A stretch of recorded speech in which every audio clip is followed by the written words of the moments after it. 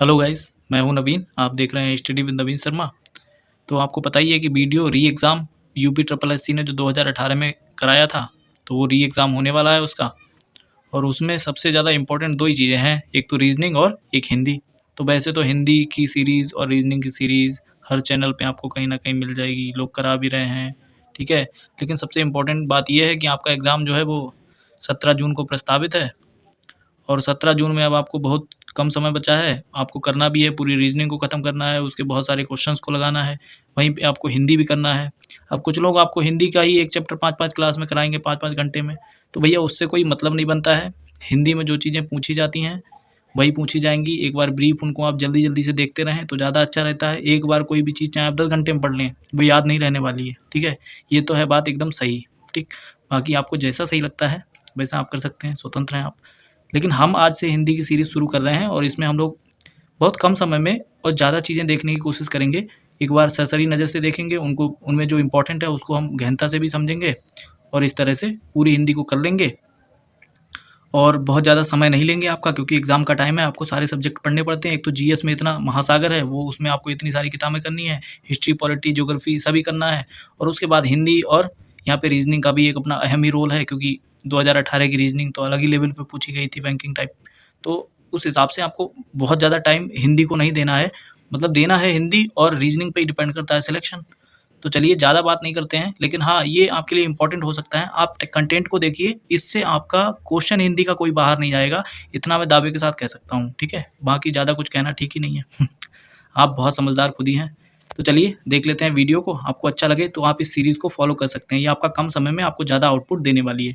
यहाँ पे पाठ्यक्रम की बात कर लेते हैं। तो वीडियो में पाठ्यक्रम क्या था, तो सबसे पहले वही वर्णमाला है, संधि, समास, संज्ञा, सर्वनाम, विशेषण, क्रिया, अव्यय, वचन, वाच्य, कारक, उपसर्ग, प्रत्यय, शब्द भेद, काल, लिंग, ठीक है। और इस तरफ देख लेते हैं, यहाँ पे हो जाएगा वाक्य, हो जाएगा ब्राह्म चिन्ह, अलंकार हो गए, रस, छंद, शुद्ध वर्तनी और शुद्ध वाक्य शुद्धि जो होता है, अनेक शब्दों के लिए एक शब्द, पर्यायवाची शब्द हो गए, विलोम शब्द हो गए, अनेकार्थी हो गए, समश्रुत भिन्नार्थक शब्द हो गए, मुहावरे एवं लोकोक्ति हो गए और तत्सम एवं तद्भव, ठीक है। संपूर्ण हिंदी साहित्य और पत्र लेखन, यहाँ पे पत्र लेखन अलग से दे रखा है टॉपिक बना के, तो ये भी आपके लिए इंपॉर्टेंट हो जाता है।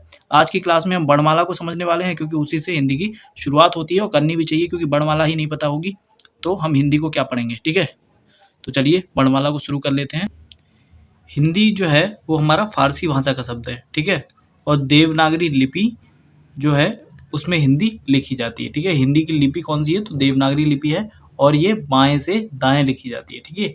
खरोष्ठी और गांधारी लिपि ये दाएं से बाएं लिखी जाती है, ठीक है। तो गांधारी और खरोष्ठी याद रखेंगे, इंपॉर्टेंट है, पूछ लिए जाती हैं कभी कभी, ठीक।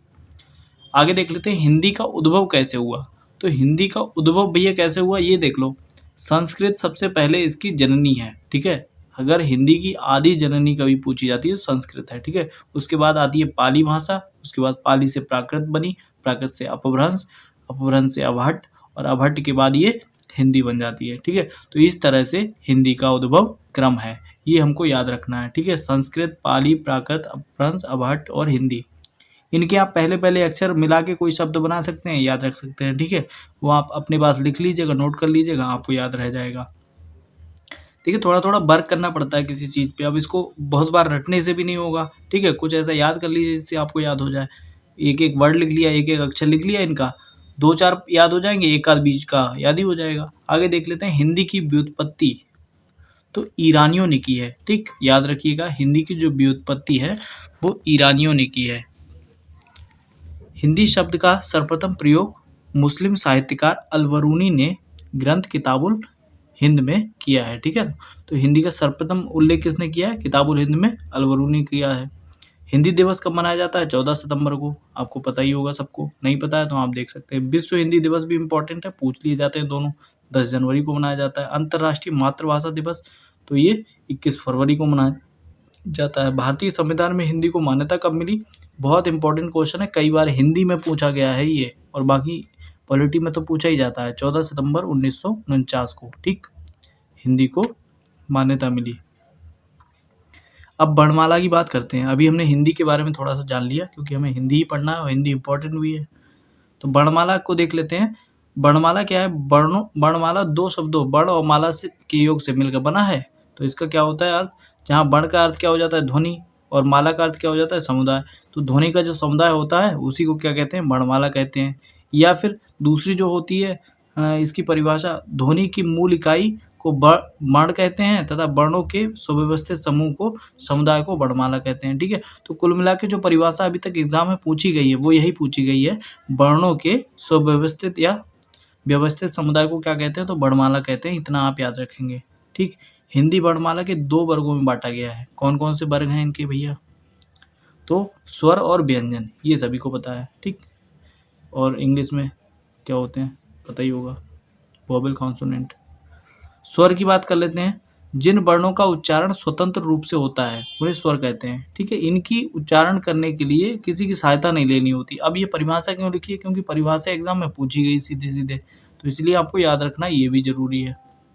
अब कौन कौन से हमारे स्वर होते हैं, तो आ बड़ा, इसको बोलते हैं, वैसे बड़ा नहीं होता है कायदे में, आ ई ऐसा करके बोला जाता है। ठीक, 12 खड़ी में। तो आ हो गया बड़ा, यहाँ पे देख लेते हैं, छोटी बड़ी, छोटा ऊ बड़ू, ए ओ और ऋ। तो ये 11 स्वर हो जाते हैं कुल। स्वर कितने हो जाते हैं, 11 स्वर हो जाते हैं। ठीक, इंपॉर्टेंट है, याद रखिएगा। स्वरों की संख्या कितनी है, 11। एग्जाम में आए तो याद रखिएगा।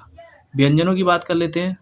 जिन वर्णों का उच्चारण स्वरों की सहायता लेकर किया जाता है उन्हें व्यंजन कहते हैं। अब ऐसे क्वेश्चन पूछा गया है कि किन व्यंजनों को स्वर की सहायता से उच्चारित किया जाता है, तो वो कौन से हो जाते हैं, व्यंजन हो जाते हैं। ठीक, अब व्यंजन कई तरह के होते हैं, व्यंजन में काफ़ी झोल है। कुल मिला के इनकी संख्या पूछी जाए अगर आपसे, तो आप 33 बताएंगे। इसमें से स्पर्श व्यंजन 25 होते हैं, ऊष्म 4 होते हैं, अंतस्थ 4 होते हैं। ठीक है, तो ये 25 स्पर्श व्यंजन होते हैं, का खा का, जो 5 वर्ग हैं उनमें से 25 हो जाते हैं। ऊष्म कौन से हो जाते हैं, हमारे तीनों सा और हा, और अंतस्थ कौन से हो जाते हैं, यारा लावा। ठीक, इनको अभी आगे देख लेंगे। वर्तमान लेखन के आधार पर स्वर और व्यंजन की संख्या कितनी है, तो 52 है। अब ये 52 कैसे होती है इसको समझना जरूरी है। ठीक है, 52 संख्या होती कैसे है कुल मिला के, तो 52 संख्या में 11 तो हमने देख लिए स्वर होते हैं, 25 हमारे स्पर्श व्यंजन होते हैं। तो स्पर्श व्यंजनों की संख्या अलग से पूछी गई है क्वेश्चन बना के। तो स्पर्श व्यंजनों की संख्या 4 होती है, 4 ऊष्म होते हैं, 4 अंतस्थ होते हैं और 4 हमारे संयुक्त व्यंजन होते हैं।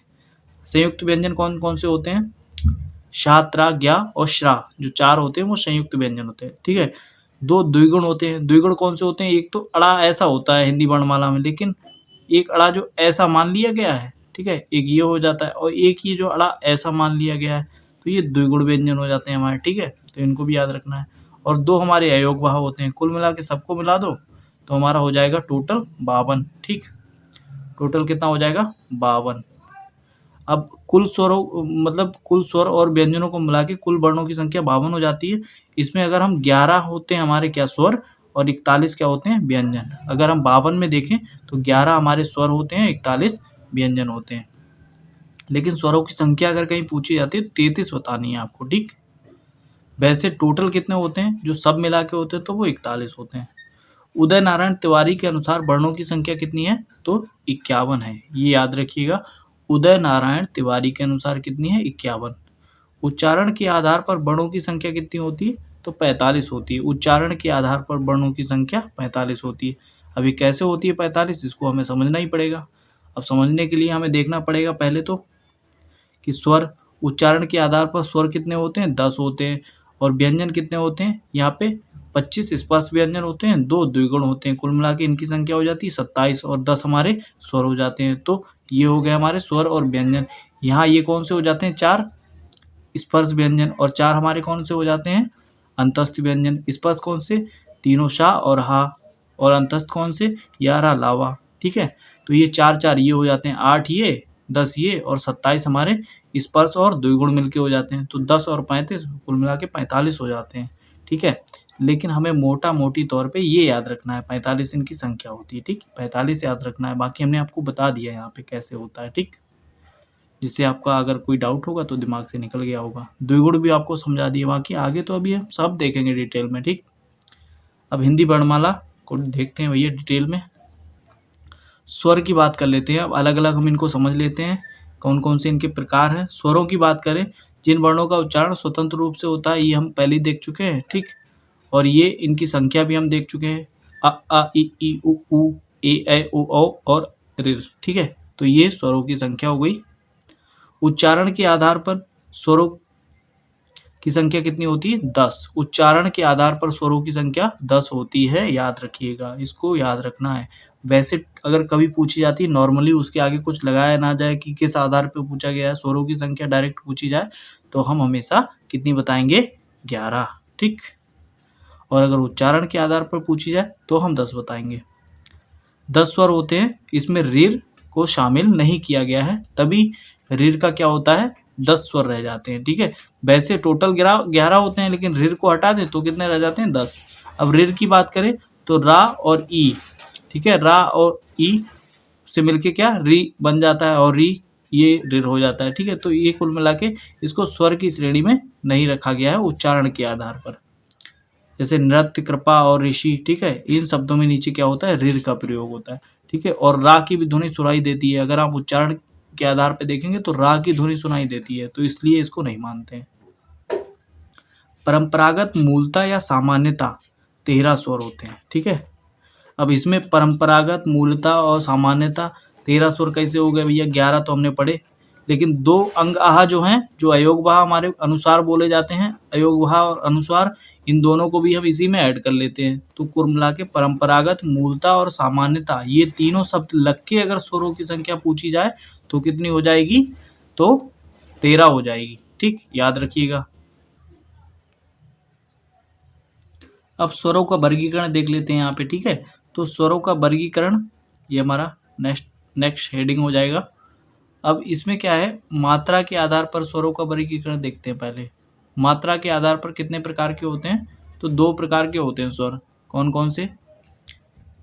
इसे कालमान के नाम से भी जाना जाता है। ठीक है, कालमान के नाम से भी जाना जाता है कि कालमान के आधार पर कितने होते हैं, तो 2 प्रकार के होते हैं। अब सीधे सीधे ये क्वेश्चन आपसे पूछा जा सकता है कि मात्रा के आधार पर स्वर कितने प्रकार के होते हैं, तो 2 प्रकार के। ये सीधे प्रकार पूछ लिए जाते हैं, इसलिए यहाँ पे ये इंपॉर्टेंट हो जाती है बात। ठीक है, इसको याद रखिएगा। कौन कौन से होते हैं प्रकार? एक ह्रस्व होते हैं और दूसरे दीर्घ, और ह्रस्व वालों को ही लघु बोलते हैं और दीर्घ वालों को गुरु बोलते हैं। इन्हीं के आधार पे मात्राएं लगती हैं, आप जब छंद पढ़ेंगे जाके। ठीक है, तो कुल मिला के वो बात की बात है। पहले हम ह्रस्व और दीर्घ को देख लेते हैं। इसमें हमारे ह्रस्व कितने होते हैं? 4। आ, छोटा, छोटी और छोटा ऊ और ऋ। ठीक है, 4 ये हमारे कौन से होते हैं? ह्रस्व। बाकी जो बचे हुए हैं अंगाहा को छोड़ के वो हम सब दीर्घ में फेंक देते हैं। तो आप 4 अगर ह्रस्व वाले याद रख लेंगे तो आपको दीर्घ पता लग जाने हैं। ठीक है, बड़ा, बड़ी, बड़ाऊ, ए ऐ ओ औ, ये सब क्या हो जाते हैं? दीर्घ। अंगाहा को छोड़ के 4 हम निकाल देते हैं, छोटा, छोटी, छोटा ऊ और ऋ निकाल दिए 4, बाकी सब दीर्घ। आगे देख लेते हैं। नंबर 2 पे हम कुल स्वरों को 3 प्रकार से भी, मतलब स्वरों के 3 प्रकार होते हैं। अब 3 कैसे होते हैं? मुख्य रूप से 2 ही होते हैं। ठीक है, मुख्य रूप से प्रकार कितने हैं? 2, ह्रस्व और दीर्घ, लेकिन 3 प्रकार भी होते हैं। कौन कौन से? ह्रस्व स्वर, जिन स्वरों के उच्चारण में हमें कम समय लगता है उन्हें ह्रस्व स्वर कहते हैं। ठीक है, जैसे छोटा आ हो गया अ और आ। ठीक है, तो इस तरह से आप उच्चारण के आधार पे किसमें कम समय लगता है, किसमें अधिक, उस आधार पे ह्रस्व कौन से होते हैं? जिनमें कम समय लगता है, और दीर्घ में अधिक समय लगता है। ह्रस्व स्वरों को एक मात्रिक भी कहा जाता है। तो एक मात्रिक स्वर अगर कभी पूछ लिए जाए, इनकी संख्या कितनी होती है? 4 होती है, अभी हमने देखी ली। ठीक, उसके आधार पर दूसरे कौन से? तो दूसरे होते हैं दीर्घ स्वर। ठीक है, ये कौन से? द्विमात्रिक कहलाते हैं। द्विमात्रिक स्वर अगर कभी पूछ लिया जाए तो हम इन्हीं को याद रखेंगे। जिन वर्णों के उच्चारण में ह्रस्व स्वरों से उनकी अपेक्षा अधिक समय लगता है तो उन्हें दीर्घ स्वर कहते हैं। ठीक, इसको याद रखिए। इनकी संख्या कितनी हो जाएगी? तो इनकी संख्या 7 हो जाती है। अगर दीर्घ स्वरों की संख्या कभी पूछी जाती है तो इनकी संख्या हम कितनी बताएंगे? 7। और ये कौन कौन से हो जाएंगे? अभी बात करी, फिर से देख लेते हैं। बड़ा, बड़ी, बड़ाऊ, ए ऐ ओ औ। ठीक, आगे प्लुत स्वर। तीसरा जो प्रकार बढ़ जाता है वो कौन सा है? प्लुत स्वर। प्लुत स्वर कौन से हो जाते हैं? ये त्रिमात्रिक होते हैं। जिन स्वरों के उच्चारण में ह्रस्व और दीर्घ की अपेक्षा अधिक समय लगता है, उन दोनों से अधिक समय लगता है, उन्हें प्लुत स्वर कहते हैं। प्लुत स्वर कौन से होते हैं? वैदिक भाषा में बहुमात्रिक स्वर भी इन्हें कहते हैं। ठीक है, प्लुत स्वर को ही वैदिक भाषा में क्या कहते हैं? बहुमात्रिक स्वर। और ये सबसे ज़्यादा कौन सा होता है, तो जैसे ओम, ठीक है। ये शब्द आपने कभी कभी संस्कृत में आपको लिखा हुआ मिल जाएगा, ठीक है, एक ऐसा मिल जाएगा, इसको दीर्घ मात्रा ही बोलते हैं संस्कृत में। आप जब रामायण वगैरह आपने कभी अगर देखा होगा उठा के, या कुछ भी इस तरह का ग्रंथ जो पहले संस्कृत का रहा हो, तो उसमें ये आपको शब्द मिल जाएगा इस तरह का, ठीक है। इसका मतलब भी दीर्घ उच्चारण होता है, ठीक। तो मंत्रों का उच्चारण भी इसी के आधार पर होता है। तो ये कौन से हो गए हमारे 3 प्रकार में, कौन कौन, अगर 3 प्रकार होते हैं तो कौन कौन से हो जाते हैं, ह्रस्व, दीर्घ और प्लुत स्वर, ठीक। उत्पत्ति के आधार पर स्वर के कितने प्रकार होते हैं, तो उत्पत्ति के आधार पर 2 ही प्रकार होते हैं। कौन कौन से होते हैं, 2 प्रकार उत्पत्ति के आधार पर हो गए, 2 प्रकार हमारे उच्चारण के आधार पर हो गए, और 3 प्रकार वैसे सामान्यतः 3 प्रकार माने गए हैं, मूल स्वर, मौलिक स्वर, ठीक है। ये हमारे उत्पत्ति के आधार पर पहला प्रकार है। जिन स्वरों का निर्माण एक खंड से हुआ हो उन्हें मूल स्वर कहते हैं। इनकी संख्या कितनी होती है, 4। तो ये वही है, मूल स्वर हो चाहे ह्रस्व स्वर हो, वो दोनों कैसे हैं, एक ही जैसे हैं। और संधि स्वर किन्हें कहते हैं, संधि स्वर यहाँ पे इंपॉर्टेंट हो जाता है। संधि स्वर क्या कहलाते हैं, जिन स्वरों का निर्माण 2 खंड के द्वारा होता है उन्हें संधि स्वर कहते हैं। संधि स्वर 2 प्रकार के होते हैं, कौन कौन से, सजातीय स्वर और विजातीय स्वर। अब ये क्वेश्चन आजकल पूछा जाने लगा है, सजातीय स्वर और विजातीय स्वर। जब ये पूछ लिया जाता है तो बच्चा वही है चकरा जाता है कि ये भैया क्या बवाल है, ये हमने पढ़ा ही नहीं कभी। तो सजातीय और विजातीय ये याद रखिएगा, ये नया मतलब आजकल ट्रेंडिंग में पूछ लिया जाता है इससे क्वेश्चन।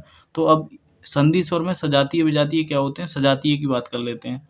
सजातीय समान जाति के, ठीक है। तो समान जाति क्या होती है, जो स्वर समान जाति के योग से निर्मित होते हैं उन्हें सजातीय स्वर कहते हैं। जैसे छोटा और आ मिलकर क्या बन जाता है, बड़ा। ये हमें पता है, ये हम किस में पढ़ते हैं, वैसे हम पढ़ते हैं किसमें, संधि में, ठीक है। तो छोटा बड़ा मिलकर क्या हो जाते हैं, बड़ा। छोटा छोटा मिलकर, और छोटी छोटी मिलकर बड़ी। छोटा ऊ मिलकर बड़ा ऊ। तो ये हमारे कौन से हो गए, सजातीय, जो एक ही जाति के 2 स्वरों से मिलकर बनते हैं। इन्हें ही मूल दीर्घ स्वर भी कहते हैं, ठीक है। इन्हें मूल दीर्घ स्वर कहा जाता है तीनों को। अगर मूल दीर्घ स्वर पूछा जाता है, ये क्वेश्चन पूछा गया है एक आध बार एग्जाम में कि मूल दीर्घ स्वर नहीं है, 3 ये दे रखे होते हैं, उनमें से एक और होता है कोई सा, ठीक।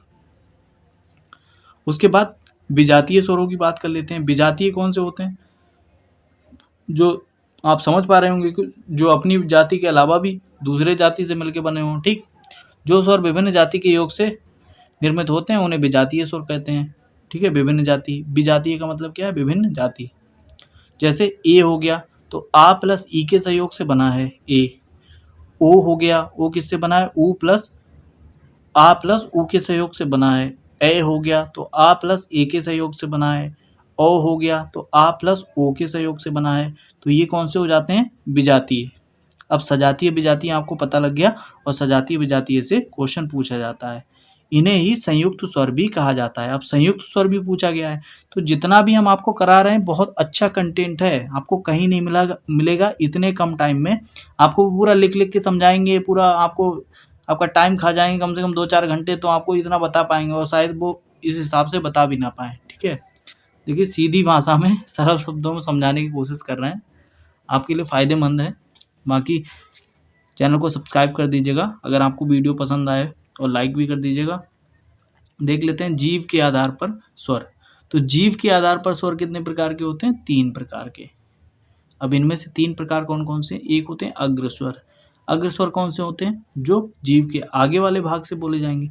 जिन स्वरों के उच्चारण में जीव का अग्रभाग कार्यरत होता है तो अग्रस्वर कहलाते हैं। कौन कौन से होते हैं, यहाँ पे छोटी, बड़ी, ए और ए, ठीक है। तो ई, ए ऐसी आवाज़ जो देंगे वो अग्रभाग से बोलने वाले हो गए, ठीक है। तो जीव के आधार पर 3 प्रकार के होते हैं, उनमें से पहला अग्रभाग अग्रस्वर होते हैं। तो उनमें कौन से होते हैं, छोटी, बड़ी, ए। उसके बाद अगले होते हैं मध्य स्वर। मध्य स्वर कौन से होते हैं, जिन स्वरों के उच्चारण में जीव का मध्य भाग कार्यरत होता है, जैसे आ। तो मध्य स्वर हमारा एक ही है, कौन सा, आ। इसमें क्या होता है, हमारे जीव का मध्य भाग कार्यरत होता है, तो इसको हम याद रखेंगे, ये मध्य स्वर होता है, आ। उसके बाद पश्च स्वर की बात कर लें तो पश्च स्वर कौन से होते हैं, जिन स्वरों के उच्चारण में जीव का पश्च भाग, ठीक है। तो जीवा के आधार पे हैं तो हमें याद रखना है पहले आगे भाग, ठीक है, मध्य भाग और पिछला भाग। और पश्च स्वर कौन से? पिछले भाग से बोले जाएंगे, कार्यरत होता है उनमें। जैसे कौन से? बड़ा आ, बड़ा और छोटा ऊ, बड़ा ऊ, ओ, औ और ये जो आ, इस तरह का जिसमें चंद्र बिंदी नहीं होती वो वाला, ठीक, ऑल वाला।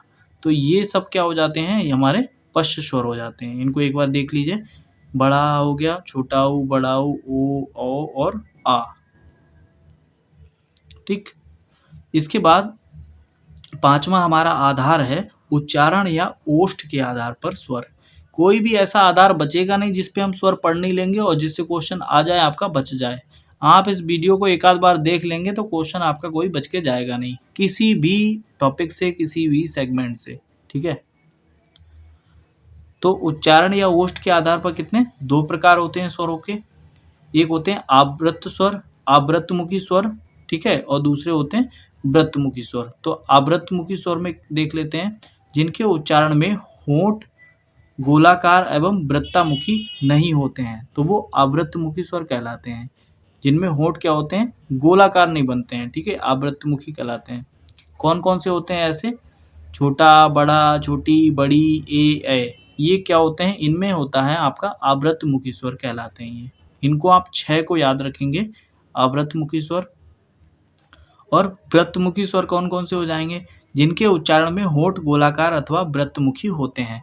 तो इनका आप कभी कभी उच्चारण करके भी देख सकते हैं अगर कभी कंफ्यूज हो जाते हैं। बाकी पहली बात तो आप याद रखिएगा कि जो अग्रभाग से बोले जाते हैं अग्र स्वर और आ, बड़ा आ, ये किस में आएंगे? आवृत्तमुखी में, ठीक। और वृत्तमुखी में कौन से आ जाएंगे? जिनमें होंठ गोल गोल हो जाते हैं। तो ऊ में आपको पता है हो जाएगा बड़ा ऊ, ठीक है, और ओ तो इसमें भी गोल हो जाएगा, ओ इसमें भी, औ इसमें भी, ठीक है। तो ये कौन से हो जाएंगे? आपके वृत्तमुखी। उसके बाद हम बात कर लेते हैं मुख खुलने या मुख विवर के आधार पर, और ये भी आजकल एग्जाम में क्वेश्चन पूछा जाता है। आप प्रीवियस से देख सकते हैं, ठीक है। आप कह रहे होंगे सभी चीज़ें, तो हमने वो चीज़ें ही ली हैं जो डीपली पूछी जाती हैं आजकल एग्जाम में। और बच्चे कहते हैं कहाँ से क्वेश्चन आ गया, हिंदी पता नहीं कैसी आ गई, समझ में ही नहीं आई है, तोते उड़ गए हमारे। तो तोते उड़ेंगे तभी नहीं जब आप पढ़ के अच्छे से जाएंगे तोते की तरह, ठीक है। तो मुख खुलने या मुख विवर के आधार पर 4 प्रकार के होते हैं स्वर। अब ये चारों प्रकार बहुत इंपॉर्टेंट होने वाले हैं। पहला है सव्रत स्वर, ठीक है, सव्रत स्वर। संव्रत कौन से होते हैं? जिनके उच्चारण में मुख बंद रहता है, ठीक। तो ई, बड़ी ई, ऊ और बड़ा ऊ, ठीक है। सुई हो गया, उई, ठीक है, सुई, उई। तो कुल मिला के ये जो जीव होती है, जीवा भी हमारी लगी रहती है तालू में, तो वहाँ पे जीवा भी तालू से एकदम चिपकी रहती है जब हम इनका उच्चारण करते हैं। तो कुल मिला के इनका मुख भी हमारा लगभग बंद अवस्था में रहता है, तो इसीलिए इनको सव्रत स्वर कहते हैं। इनकी संख्या हमें याद रखनी है, 4 होती है। और कौन कौन से होते हैं? छोटी, बड़ी, छोटा ऊ, बड़ू, ठीक है, ये कौन से होते हैं? सव्रत स्वर। उसके बाद हम अर्ध सव्रत स्वरों की बात कर लेते हैं। तो अर्ध सव्रत स्वरों में केवल हमारे सव्रत स्वरों की अपेक्षा थोड़ा मुख खुलता है, ए, ओ, ठीक है। तो इनमें हमारा थोड़ा सा मुख खुल जाता है, 2 होते हैं ये अर्ध सव्रत। कौन सा? ए और ओ। इनकी भी संख्या हमें याद रखनी है, 2 होती है, और ए, ओ। उसके बाद विव्रत स्वर की बात कर लेते हैं। तो विव्रत स्वर कौन से होते हैं?